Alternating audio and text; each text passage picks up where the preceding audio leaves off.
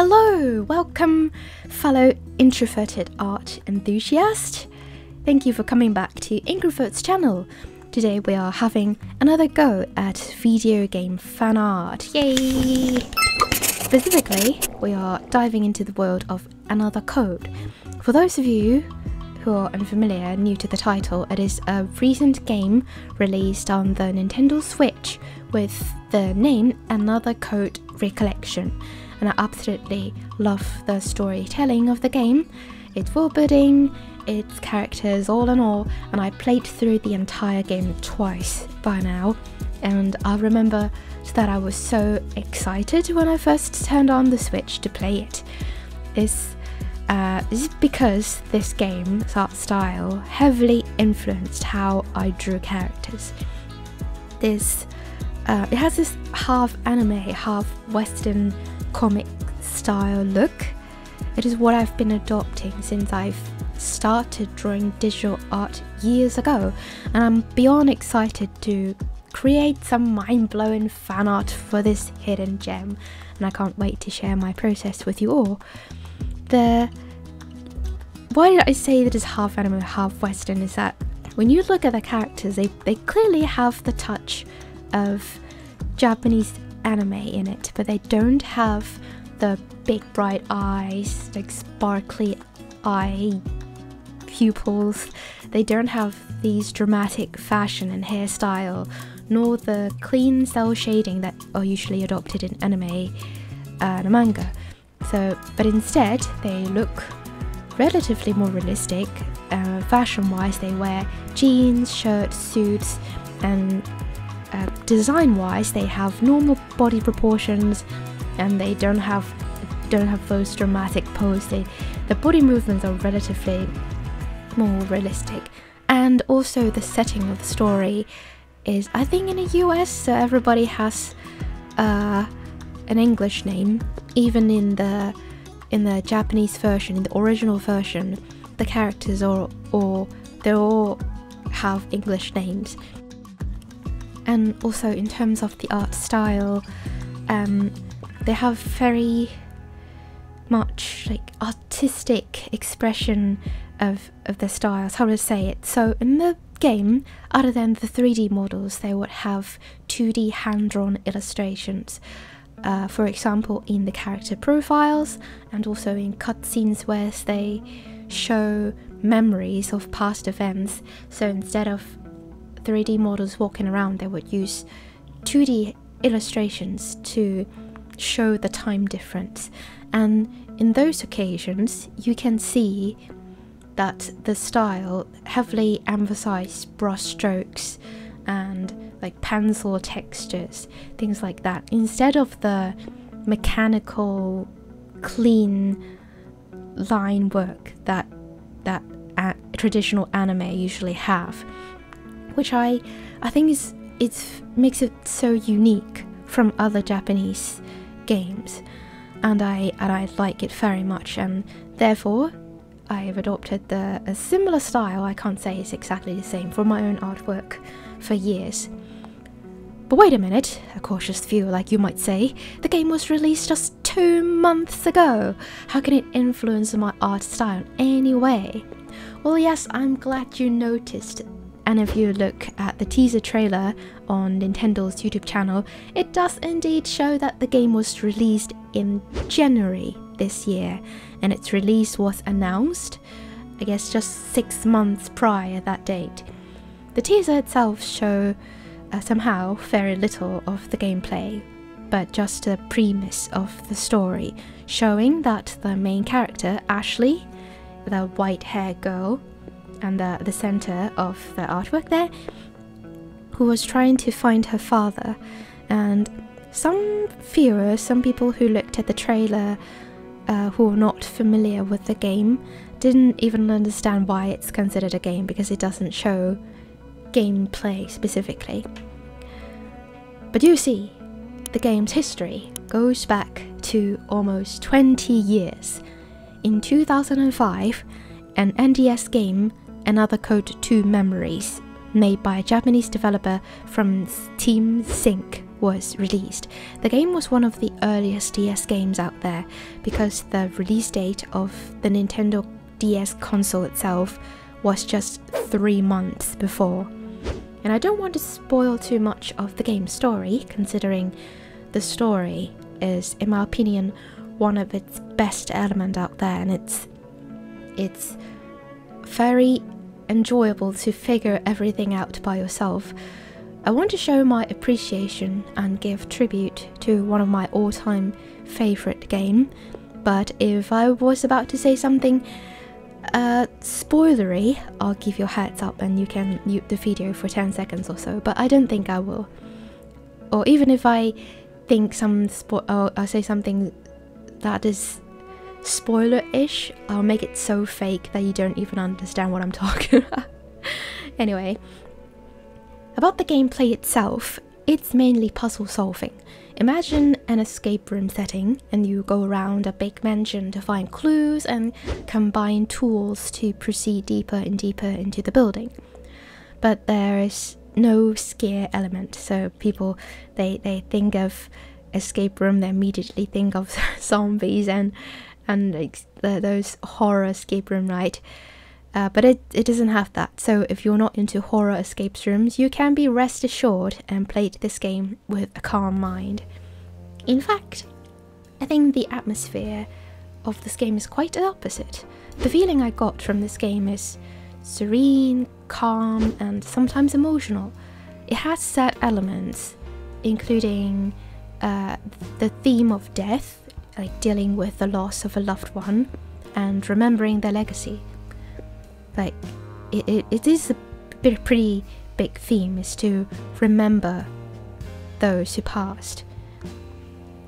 And I said before that I love their storytelling because the way they present their story is for you to slowly unravel clues in the mansion and put the pieces together by yourself and figure out what happened in the past.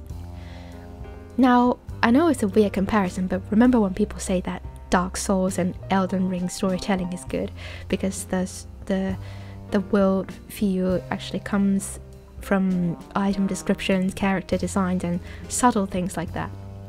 I think it's kind of similar in another code.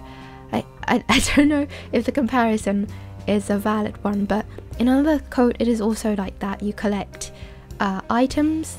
For example, oh, this item has some sort of inscriptions on it, or it's broken in some way that indicates something happened, and the easier ones would be you find some letters of sorts that you read it and you can figure out something happened, things like that. But it doesn't spell it out for you. Is my point. It treats the players as intelligent people, and you can figure out by yourself. Now, because I played through both the old DS version and the new re-edition in Switch, I noticed this kind of subtle storytelling is better presented in the old DS one, because the new Switch game, even though the story is 95% the same, would sometimes spell out what happened and even give confirmation to some theories that players previously had. So the mystery element is, I guess, relatively low this time, but not by a lot. For example, this is not exactly a spoiler. I'll put it as vaguely as possible. For example, you found some pretty hard evidence among the clues about who is this character's father. And in the old DS game, you get only about one vague line talking about it, and you can draw your own conclusions. But in this Switch game, they're like, yes, you are right, he is the father. so it's more on the nose. I guess they made that decision so that a younger audience can get into it, because they in in the reception of the old DS game, from what I read in Wikipedia, is that despite its mature themes like death and all the subtle puzzle solving storytelling, its primary consumer are still quite young, and I guess they want to cater to that, and especially Switch is a console for young people and including children, and so I guess that is one of the reasons why they want to make things clearer, so to speak. But generally it's not a big issue, and I absolutely love how elaborate the developers made the 3D environment of the whole mansion, and the clean, beautiful character models, and the 2D artwork, 2D profiles and illustrations, as I mentioned earlier. It never truly leaves behind the 2D hand-drawn artistry made by Kanazaki Taisuke sensei, including both this Switch edition and the old ones. And I was beyond stunned when he replied to my fan art post on Twitter on the New Year's Eve of 2022. I was so happy. Anyway, it's not about me. Story-wise, the new Switch version fixed some coherency issue, because in 2009, a few years after the Nintendo Wii console was released, the developers Sync produced a sequel to the game called Another Code R, A Journey into Lost Memories. And I think the developers probably did not plan to have a sequel when they made the first game. As usual, usually it happens, people want to make a sequel and they didn't really think of it as they made the first game. So there might be some minor incoherency and slight contradictions here and there about the world building, but it's not really a big problem. The bigger problem was that I couldn't play the Wii sequel. You see, the Wii sequel has some accessibility problem. It was released in Japan, and the English version was released in Europe. So even in the US, this is not well received. Not well received as in people don't like it, but people didn't even know it was there. Didn't even know that it existed, because it was released in a very limited, in limited locations. So anyway, living in Asia, I only got my hands on the Japanese version. But the point is, I couldn't read Japanese. But, still, I bought the game because I felt Another Code was very important to me, and I at least had to get my hands on the sequel. I saw it on YouTube and I just had to bought it just for collection's sake, even though I couldn't play it. I can guess from the Japanese kanji to sort of guess what they are talking in the sentence, but as you know, as I said, it is a puzzle solving game. You really need to look through the dialogue, you need to understand the item descriptions, so I can't play it. And I can like press through and go through the introduction dialogues, and then after that I don't know what happened. It would be very troublesome if I look up the English playthrough on YouTube and then like turn my head to the Wii screen for each dialogue, and I had to look at YouTube and I look at Wii, and I look at YouTube and I look at Wii for each dialogue. It'll be impossible. So for a very long time it's just sitting in my drawer and it's just part of a collection, so to speak. But a very long time ago I looked up the English playthrough of Another Code R, and I just watched other people play it, and then I found that the story has a very big gap.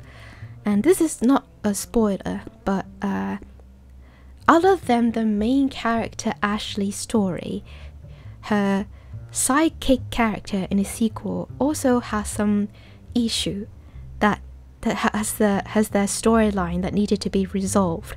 And at the end of the Wii game, for some reason his plot line was entirely forgotten, and I looked up to see what happened because I trusted Zinc, who had come up with this elaborate puzzle solving and emotional game like Another Code to Memories. I trust them. They wouldn't possibly just give a half-baked game to players. You know, I couldn't believe it. So I had to look up what exactly happened. There must be a justification. It was too long ago, but if I remember correctly, I think that they intended for the side character's plotline to have its resolution in a third game, because the sequel was going too long, and it was, technically. But the sad thing is, the developer's team, Zing, closed down due to bankruptcy in 2010 after the release of A Hotel Dusk game, another fan favorite series by them. I think in 2010 January, and they closed down. And I was, when I looked up and saw what happened, I was sad, to put it mildly, that this amazing series would be forever lost and abandoned. The puzzle will forever be unsolved. This game will be remembered by a small group of loyal fans who are scattered across the world, and remembering this game as the hidden gem it once was. So you can imagine how shocked, how stunned, how happy I was to see the Switch remake, which combined the two games, Another Code to Memories and Another Code R, remake the environment and characters into beautiful 3D models with voice acting, tie the stories cleanly together, remake the sequel's ending, and in the credits of the game you can see familiar names of the developers back at Sync coming back to create this artwork of a video game after almost 20 years. It was supposed to be impossible, but they're back. They are all back. And this very fan art that I'm drawing in this video was actually drawn exactly 6 months before the announcement of the Switch remake, the announcement on YouTube, and exactly 1 year before the release of Another Code Recollection. And I cannot believe the coincidence, and I cannot believe a remake exists. Pardon my enthusiasm. And in the end, I highly recommend this game to everyone. It is incredible. Go play it, enjoy it for yourself. And also, this is the end of the drawing process. Thank you so much for watching this video. There are two versions of the artwork here, one with and one without text. And you can look up my portfolio website or my Instagram to see a bigger version of the picture. And with that, that's the end of the video. Thank you so much for watching. Please comment and subscribe, and I'll see you next time. Bye bye.